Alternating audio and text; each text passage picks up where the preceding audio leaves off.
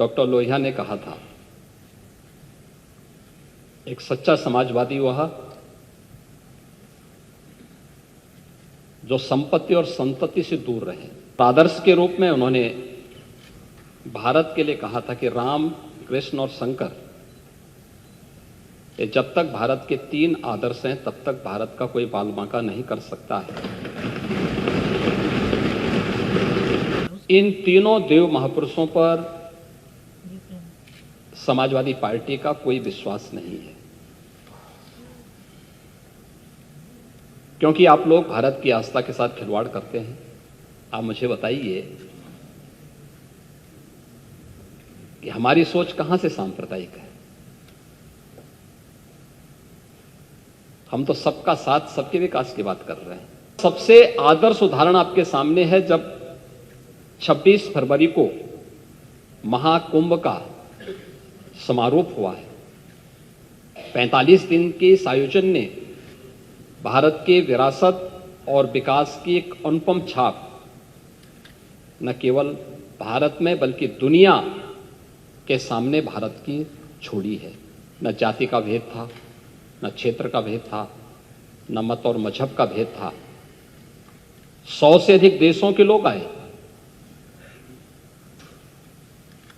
बड़े श्रद्धाभाव के साथ आए। 26 फरवरी को संभल में 56 वर्षों के बाद शिव मंदिर में जलाभिषेक का कार्यक्रम भी हो रहा था।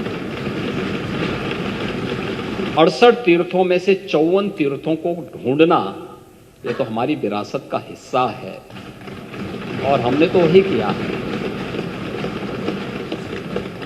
हमने तो वही कहा है कि जो हमारा है वो हमें मिल जाना चाहिए। अध्यक्ष जी, उत्तर प्रदेश के 2025-26 के सामान्य बजट पर चर्चा में भाग लेने के लिए आपने मुझे अवसर दिया है। मैं सबसे पहले तो आपका हृदय से धन्यवाद देता हूं। नेता प्रतिपक्ष समेत उन सभी माननीय सदस्यों का जिन्होंने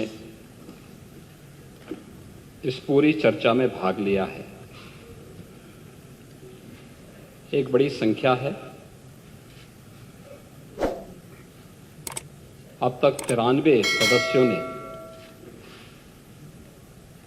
जिसमें 59 सदस्य सत्ता पक्ष के हैं या सहयोगी दलों के हैं और नेता प्रतिपक्ष समेत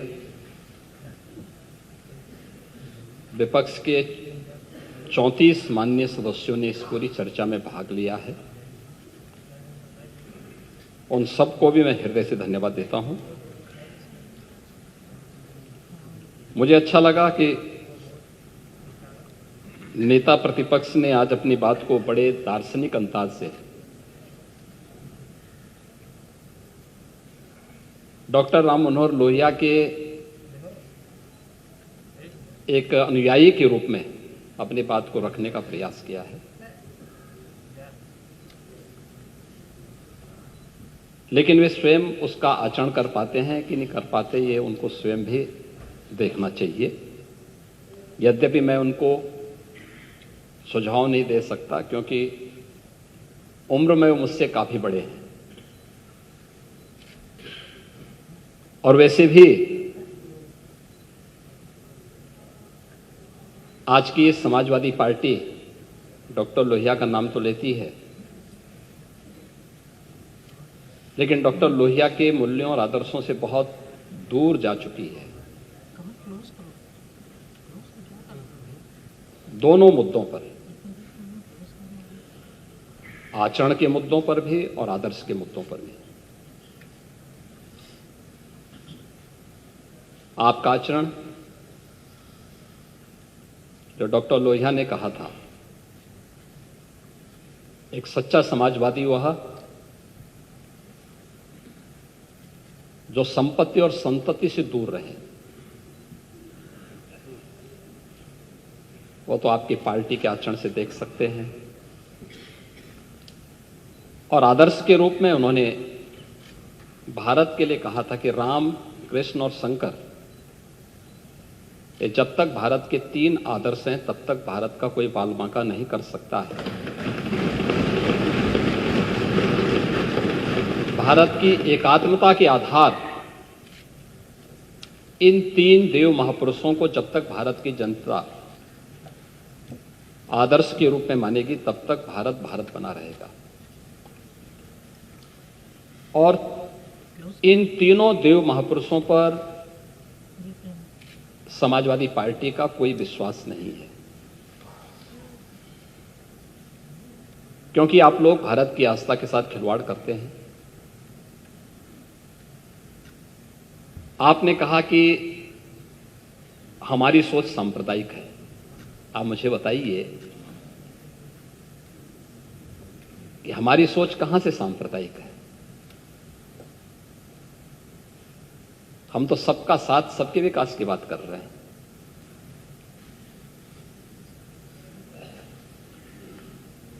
हमारा तो आदर्श है सर्वे भवन्तु सुखिनः सर्वे सन्तु निरामया।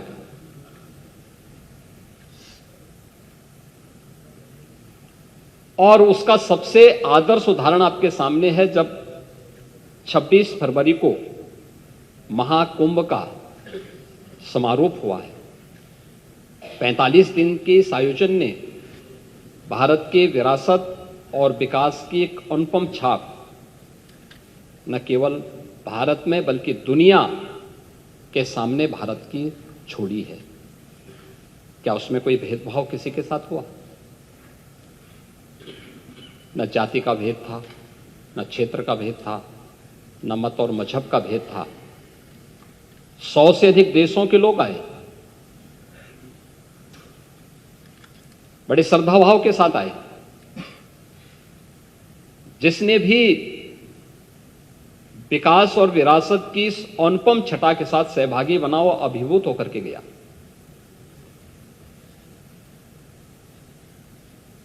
एक पक्ष वह है जो आपके सामने उदाहरण के रूप में है। प्रत्यक्ष को प्रमाण की क्या आवश्यकता है? लेकिन दूसरा पक्ष वह भी था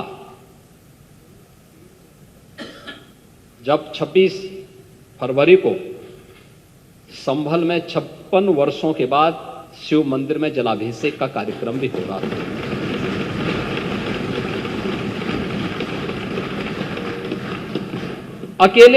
अकेले संभल में 67 तीर्थ थे और 19 कूप भी थे, जिनको एक शरारत के तहत एक निश्चित समय के अंदर समाप्त कर दिया गया। और जिनमें से 68 तीर्थों में से 54 तीर्थों को ढूंढना, ये तो हमारी विरासत का हिस्सा है और हमने तो वही किया है। हमने तो वही कहा है कि जो हमारा है वो हमें मिल जाना चाहिए। हम उससे इतर कहीं नहीं जा रहे हैं, उससे इतर कहीं नहीं। और 19 जो कूप हैं उन्हें भी मुक्त कराया गया है। सच कड़वा होता है और उस कड़वे सच को स्वीकार करने की सामर्थ्य भी होनी चाहिए। लेकिन आपने बोला है, मुझे बहुत अच्छा लगा। उपचुनाव की भी आपने चर्चा की, लेकिन आपके यहां तो चुनाव के एक्सपर्ट शिवपाल जी हैं।